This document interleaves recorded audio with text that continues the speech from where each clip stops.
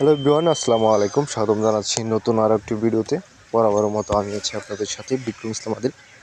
আজকে চলে আসছি সরিষা খেতে। যেহেতু এখন শীতকাল কিন্তু প্রচুর পরিমাণে কৃষক তাদের আবাদি জমিতে সরিষা বুনে থাকেন এবং সরিষা থেকে হাজারো মৌমাছি তাদের মধু সংগ্রহ করে নিয়ে যায়। আর সরিষা ছোট অবস্থায় কিন্তু শাক হিসাবে খাওয়া যায়, আর যখন ফুল ধরে এই ফুল দিয়ে কিন্তু বড়া ভেজে খাওয়া যায়।